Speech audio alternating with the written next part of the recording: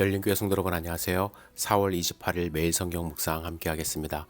오늘 묵상할 말씀은 민수기서 19장 11절에서 22절의 말씀입니다.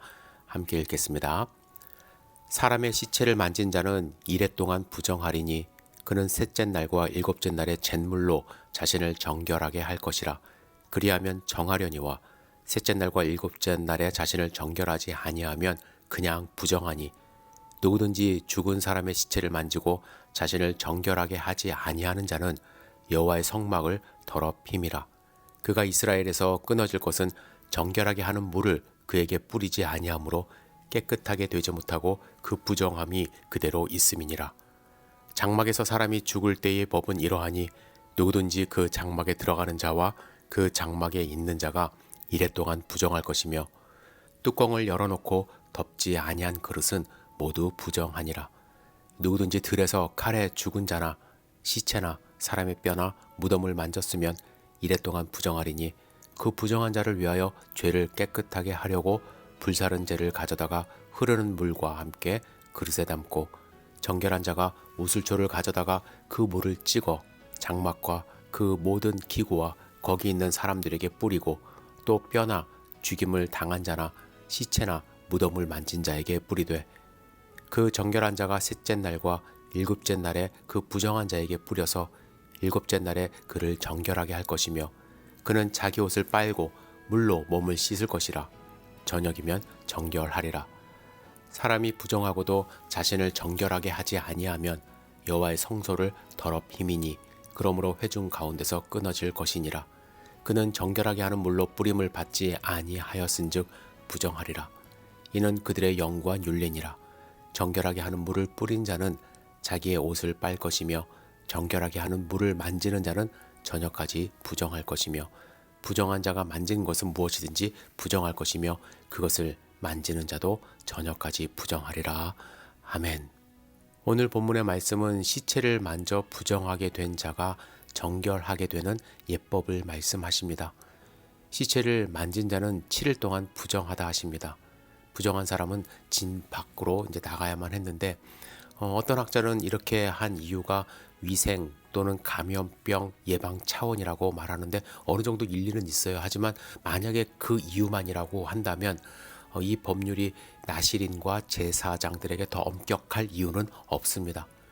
나실인은 아예 시체를 만지지도 못하게 하셨고 제사장은 가까운 가족 외에 사람의 시체를 아예 만지지도 못하게 하셨습니다. 또한 잿물을 뿌리면 정결케 된다는 말씀에 대해서 이 잿물이 살균 혹은 소독 효과가 있기 때문이라고 주장하고 백향목과 우슬초를 넣는 물이 살균 효과가 더 좋다고 주장을 하지만 설사 그렇다 하더라도 이 모든 과정은 제의적인 효과를 인한 것임을 우리는 먼저 알아야만 합니다. 그렇다면 왜 하나님은 시체를 만지는 것에 대해서 구약 성경에 여러 차례 부정하다 말씀하시며 반드시 이러한 예법을 통해서 정결해져야 된다고 말씀을 하셨을까요? 가장 중요한 핵심 요인은요, 이 죽음은 부정한 것이기 때문에 그렇습니다. 하나님은 아담에게 선악을 알게 하는 나무의 열매는 먹지 말라. 내가 먹는 날에는 반드시 죽으리라 말씀하셨어요. 그래서 아담이 선악과를 먹고 타락한 이후부터 인류의 죽음은 죄의 결과로 인한 것입니다. 하나님은 이스라엘 족속에게 모든 사람은 죽으니 죽음은 자연스럽고 시체는 깨끗하다 절대로 하지 않으셨습니다. 이 정결에 대한 규례는 죽음도 삶의 일부분이고 자연의 한 조각이라는 생각과 완전히 다른 결을 갖고 있습니다. 죽음은요, 생명을 잃는 것이며 삶에서 떠난 것입니다. 따라서 이 죽음을 미화시킬 때 우리는 죽음의 본질을 잃어버릴 수 있습니다. 죽음은 하나님을 떠난 인류의 마지막 모습이에요. 따라서 죽음에 대해서 바르게 인식해야 하고요. 인생이 처한 현실을 바르게 알고 그래야 하나님을 찾게 됩니다. 하나님은 죽은 사람의 시체를 부정하다 하셨어요. 그의 백성을 죽음으로부터 분리하고자 하신 것입니다. 이는 죽음을 당연하게 받아들이도록 하지 않으셨고 그들이 겪는 죽음을 그대로 내버려 두지 않고 해결책을 갖게 하신 것입니다. 그래서 그들이 시체를 만지더라도 7일 동안만 부정하게 하신 거예요.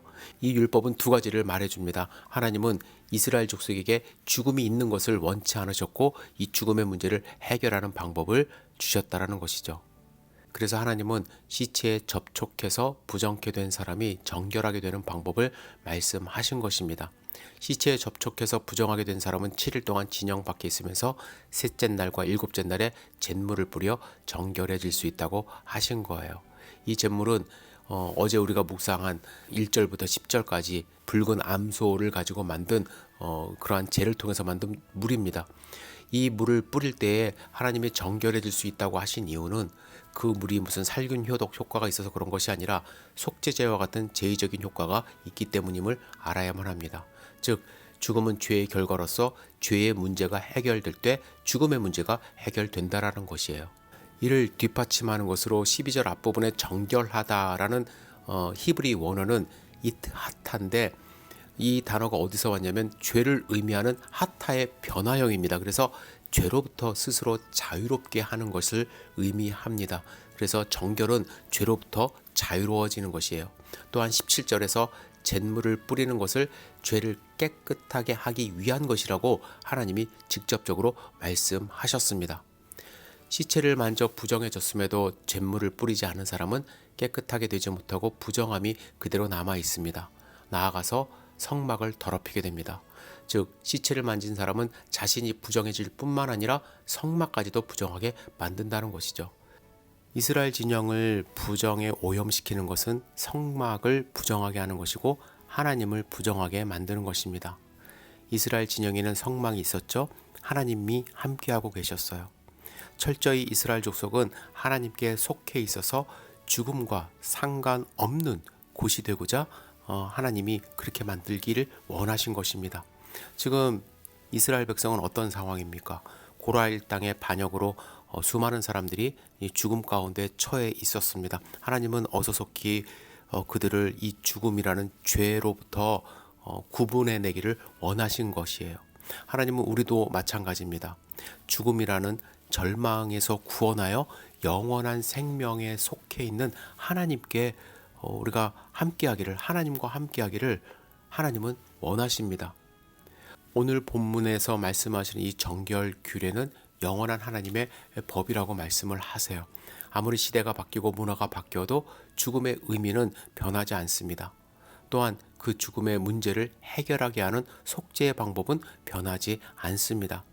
하나님께서 우리를 향한 뜻은 죽음이 아니라 죽음으로부터 구원과 생명입니다. 우리가 아무리 절망 가운데 있다 하더라도 그것을 통해 가난한 마음으로 예수 그리스도의 속죄를 의지하게 하셔서 소망과 생명이 있는 하나님 나라의 다스림을 하나님은 받기를 원하십니다. 물론 우리는 지금 죄를 뿌리거나 하지 않습니다. 왜요? 예수 그리스도가 우리를 대신해서 속죄제가 되셨기 때문에, 예수님을 의지함으로써 예수님이 우리를 정결케 하셨기 때문에 우리는 이러한 제의적인 제사법을 따르지 않아도 우리는 하나님이 우리를 정결케 하셨습니다. 여러분, 하나님이 원하시는 것은 죽음이라는 죄의 결과로부터 자유로워지기를 원하십니다. 죽음을 두려워하지 말라, 또 죽음을 가볍게 여기라, 이것이 아니죠. 죽음에 얽매이지 말라라는 것입니다. 하나님은 우리를 정결케 하기를 원하시고 하나님의 자녀로 승리하는 삶을 살기를 원합니다. 그래서 우리는 하나님 앞에 담대함으로 나아갈 수가 있는 것이죠. 오늘 하루 하나님과 함께 교제하시고 죄에 얽매이지 않는 소중한 하루 되시기를 주님의 이름으로 축복합니다. 기도하겠습니다. 전능하신 주님, 오늘 하루를 온전히 주님께 의지합니다. 이스라엘 백성을 정결케 하시기를 원했던 그 하나님의 마음 우리가 알 수 있도록 인도하여 주시고 예수 그리스도의 보혈의 피로 말미암아 정결케 된 자로서 승리하는 하루 될 수 있도록 주여 축복하여 주시옵소서. 예수님의 이름으로 기도드렸사옵나이다. 아멘.